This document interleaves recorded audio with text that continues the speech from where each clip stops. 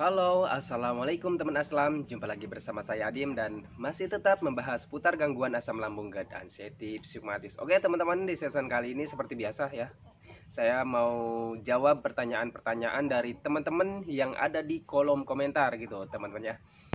Teman-teman gimana kabarnya? Semoga kabar kalian itu semakin membaik ya teman-temannya. Semoga semakin sehat, terlepas dari lingkaran yang namanya gangguan asam lambung, GERD, anxiety teman-teman ya. Oke teman-teman ya, buat teman-teman yang mau bertanya seputaran gangguan asam lambung, GERD, anxiety, psikomatis, alangkah lebih baiknya kalian itu simak dulu video-video saya yang terdahulu, karena saya itu sudah banyak sekali ya sharing seputaran gangguan asam lambung, GERD, anxiety, psikomatis, dari berbagai macam sensasi, terus gimana cara menangani setiap sensasi yang hadir. Videonya sudah saya buatkan teman-teman ya. Kalian tinggal cek saja foto profil saya, klik bagian video ataupun di bagian lainnya gitu teman-teman ya. Scroll saja di akun saya teman-teman ya. Di situ banyak sekali pembahasannya teman-teman ya. Jadi buat teman-teman yang mau bertanya, alangkah lebih baiknya itu disimak dulu ya, supaya kalian itu mengerti, supaya kalian paham gitu teman-teman ya. Karena untuk gangguan asam lambung, GERD, anxiety, psikomatis ini butuh pemahaman gitu teman-teman ya, butuh pengertian gitu ya. Oke teman-teman ya, kembali lagi ke pembahasannya teman-teman ya. Di sini saya sudah screenshotkan pertanyaan-pertanyaan dari teman-teman, karena kalau misalkan saya jawabnya itu langsung di kolom komentar gitu teman-teman ya, itu biasanya saya jawabnya hanya singkat, terus juga yang tahunya nanti cuma 1-2 orang aja gitu teman-teman ya. Kalau misalkan saya buatkan videonya, ya syukur-syukur gitu teman-temannya, nanti yang tahunya banyak, terus juga bisa lebih dimengerti, lebih dipahami gitu teman-temannya. Nanti kalian bisa menerapkan ke diri kalian sendiri gitu teman-temannya. Oke, yang pertama teman-teman, ini pertanyaan dari oh, nama akunnya nggak usah disebutkan ya, takutnya privasi gitu teman-temannya. Bang, ibuku oh mama aku, bang, mamaku aslamnya tapi dia nggak ada anxiety-nya, makan apa aja oke, nggak ada takut nggak ada takut mandi, nggak ada takut aneh-aneh. Tapi kenapa kalau anxiety itu takut mulu, takut sakit berat. Nah itu teman-teman, jadi asam lambung dengan anxiety gitu teman-teman, itu ada perbedaan ya teman-teman ya. Jadi asam lambung itu di medisnya ya, misalkan teman-teman itu diagnosanya asam lambung ataupun GERD ataupun dispepsia ataupun gastritis ataupun tukak lambung gitu ya teman-teman, itu masalah di bagian asam lambung ataupun di bagian lambung gitu teman-teman. Nah itu di medisnya ya. Terus psikis atau anxiety ya, terus anxiety itu kan dari psikisnya teman-teman ya. Psikis itu terdiri dari perasaan, mental gitu teman-teman ya. Biasanya anxiety itu kan kecemasan berlebih ya. Terus kalau mental kan itu ya, termasuknya dari kecemasan gitu teman-teman. Terus perasaan itu biasanya orang-orang yang terkena anxiety, psikomatis itu biasanya perasaannya sensitif teman-teman ya. Sepengalaman saya seperti itu. Jadi perasaannya sensitif, pemikirannya sensitif ya gitu teman-teman. Jadi berpikirnya ke hal-hal yang negatif, takutnya penyakit yang berbahaya, takutnya penyakit yang bisa menyebabkan Nah, jadi kalau misalkan teman-teman yang terkena gangguan asam lambung itu sudah diikuti yang nama anxiety, biasanya itu di awal-awalnya ada traumanya teman-teman ya.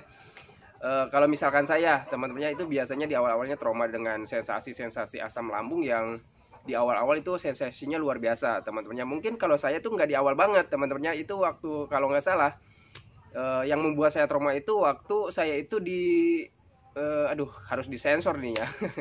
Itu waktu saya itu traumanya waktu di lambung ya, waktu itu kan sudah apa ya, berobat nggak ada sembuhnya ya teman-temannya, kalau nggak salah 1 mingguan ya, terus di berobat lagi, terus suntik lambung. Nah di situ saya traumanya teman-teman, di situ saya merasakan sensasi yang sangat luar biasa, itu pusing, sakit kepala ya, terus ngap, pokoknya macam-macam teman-teman, seperti orang yang mau melepas nyawa gitu ya. Jadi ini hanya seandainya gitu teman-teman, maksudnya berandai-andai gitu, berasa gitu ya teman-teman. Jadi berasa seperti kita itu mau melepas nyawa ya, sebenarnya melepas nyawa itu belum tentu rasanya seperti itu gitu teman-teman. Itu hanya pemikiran kita aja, tetapi menurut saya pribadi itu sakitnya luar biasa teman-teman.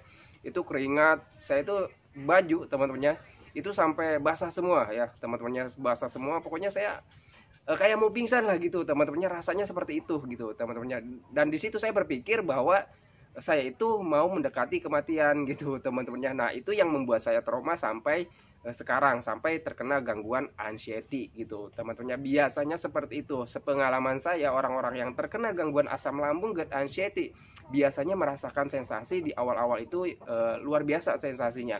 Itu yang pertama yang membuat kita trauma gitu teman-teman, yang membuat kita itu dihinggapi anxiety gitu teman-teman.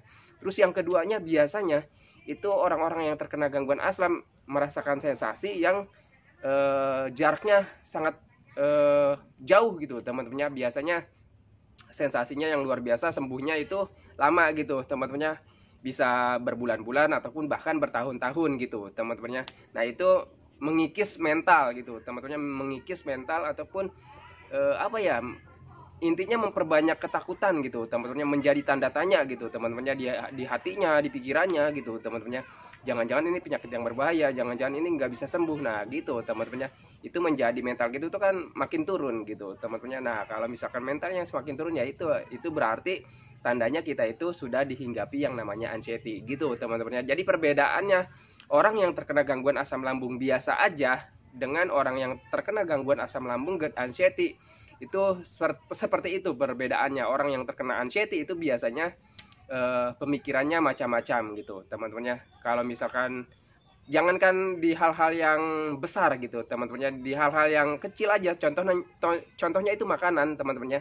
Itu orang yang terkena anxiety itu mau makan sesuatu saja takutnya apa ya, pikirannya itu sudah jauh teman-teman, sudah jauh kemana-mana pikirannya. Ini misalkan saya itu makan ini nanti saya kambuh, nanti misalkan kalau misalkan kambuh saya mati gitu teman-temannya. Biasanya seperti itu ya. Itu orang yang sudah dihinggapi anxiety psikomatis gitu teman-teman. Jadi perbedaannya kalau misalkan teman-teman itu yang mengalami asam lambungnya saja, sebenarnya itu penyembuhannya lebih cepat gitu teman-teman. Sebenarnya lebih cepat misalkan berobat ya teman-teman, minum obat gitu teman-teman, 1 minggu sudah paling lama gitu teman-teman, itu udah sembuh gitu teman-teman.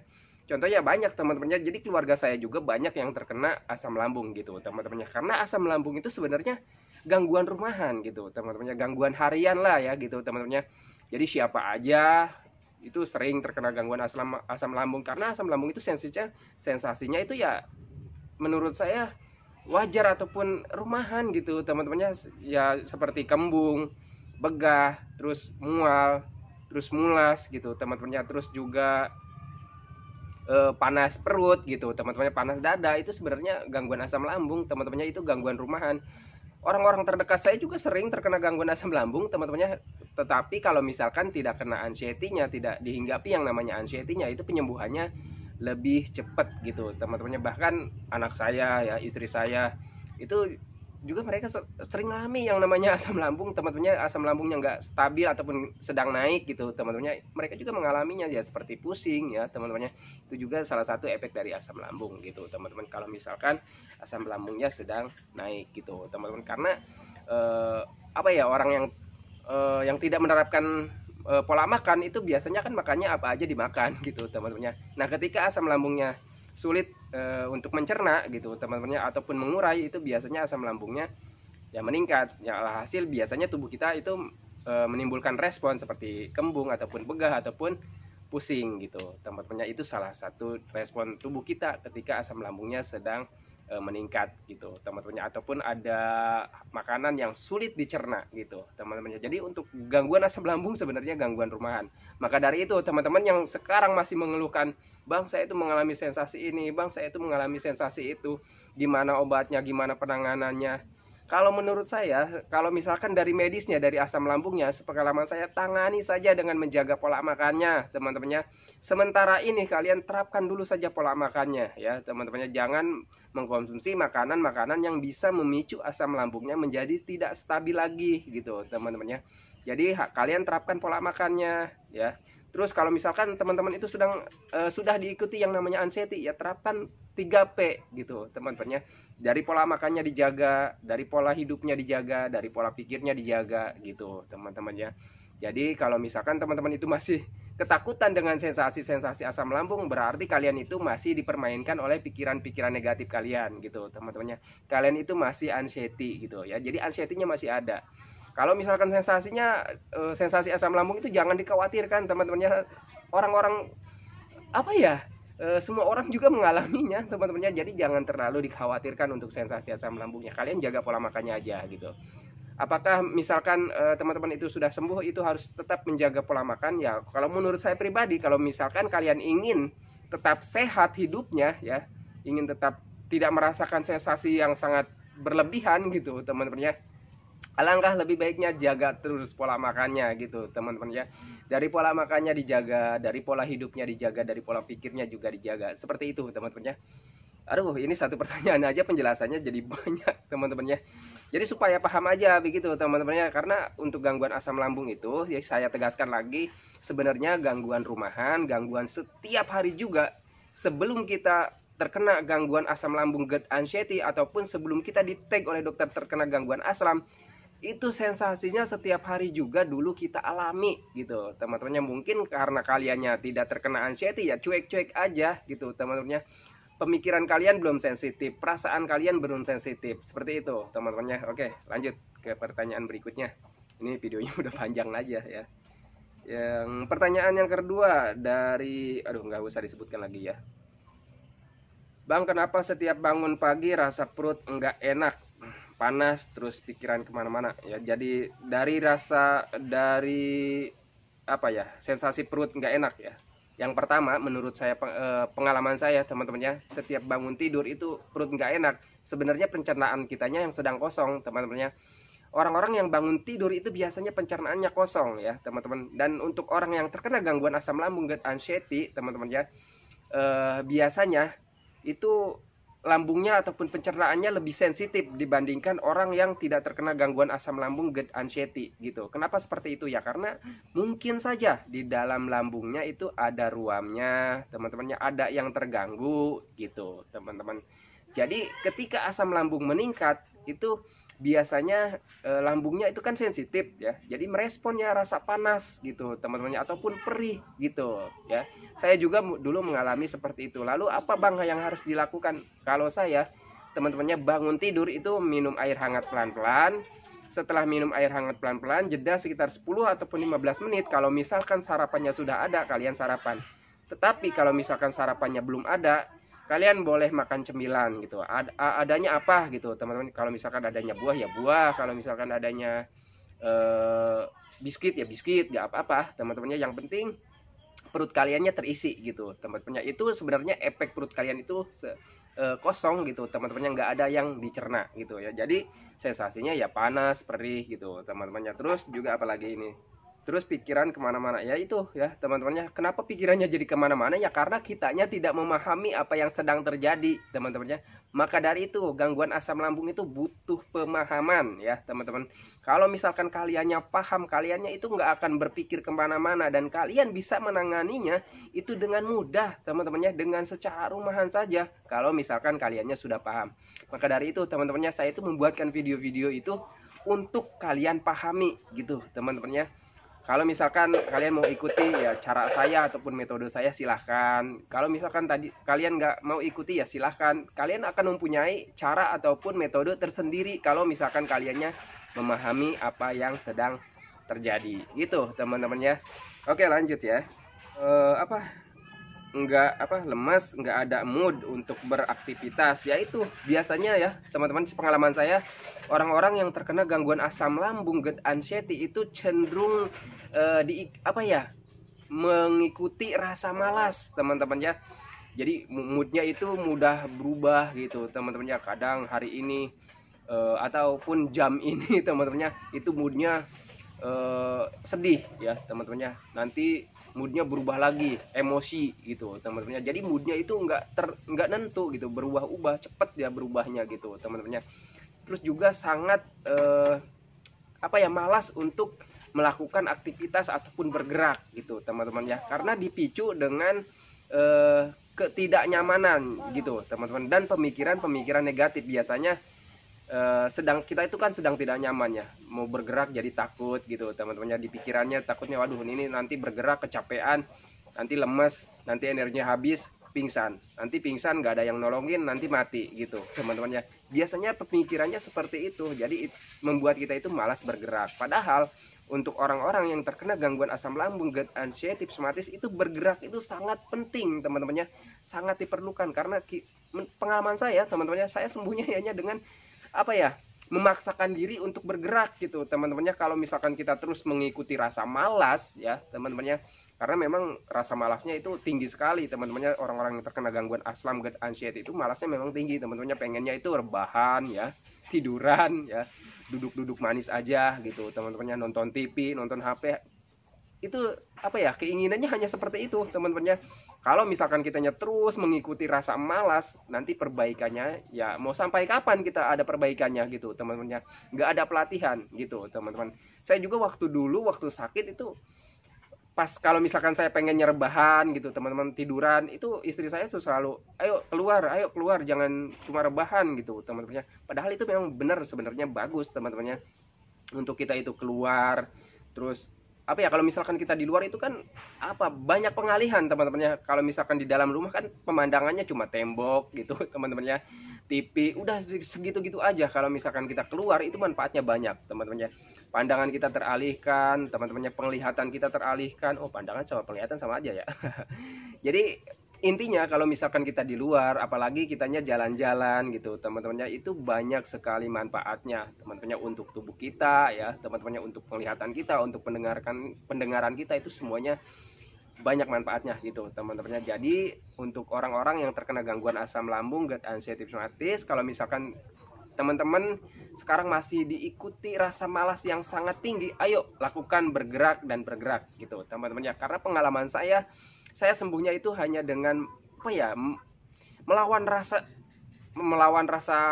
malas, melawan rasa cemas, melawan rasa takut. Itu saya lawan teman-temannya, karena semua itu hanya permainan pikiran kita saja.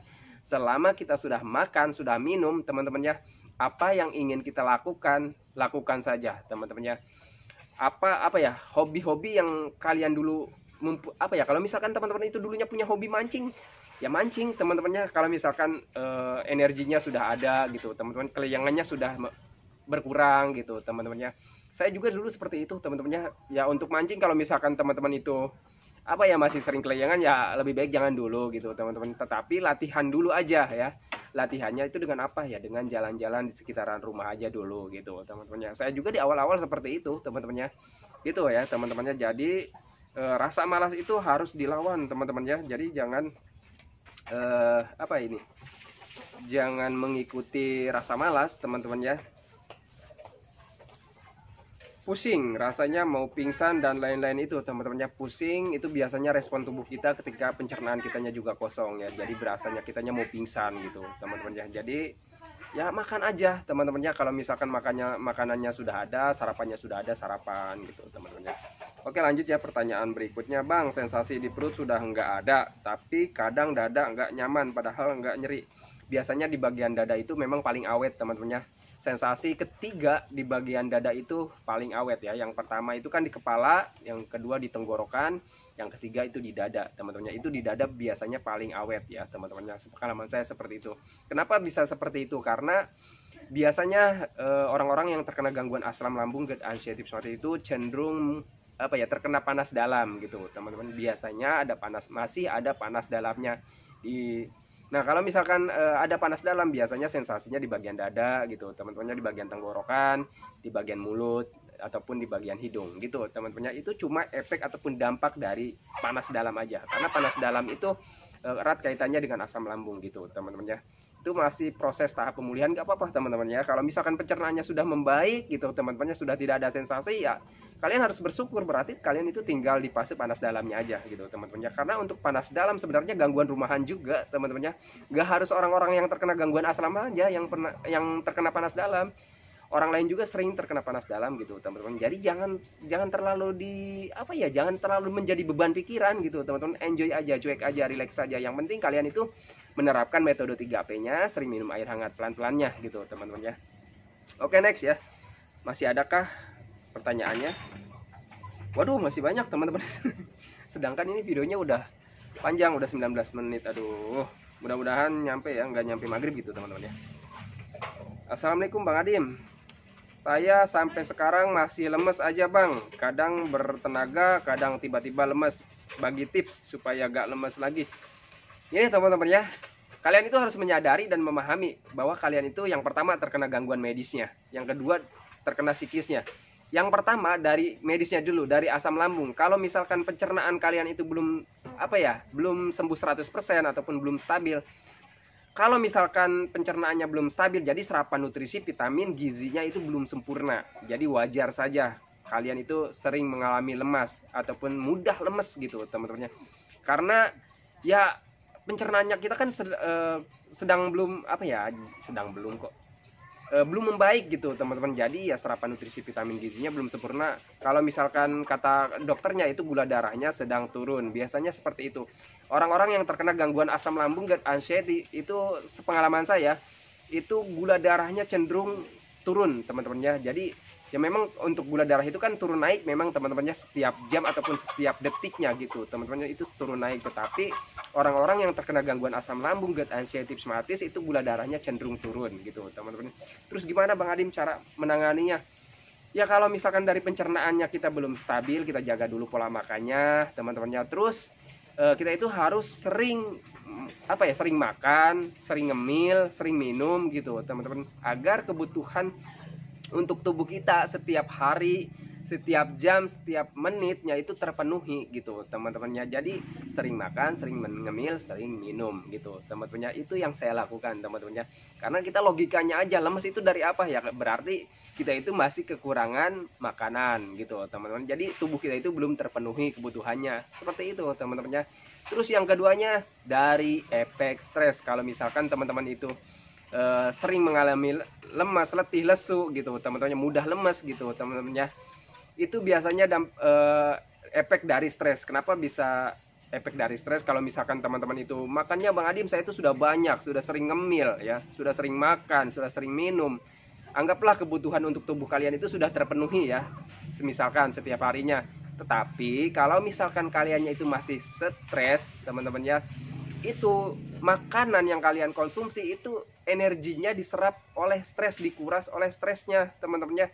Jadi percuma saja kalian makan banyak ya, terpenuhi ya, tapi kalau misalkan kaliannya masih ada stres, ya percuma makanan, energi ataupun kebaikan dari makanan yang kalian konsumsi itu ya diserap oleh stresnya, dikuras oleh stresnya gitu teman-temannya.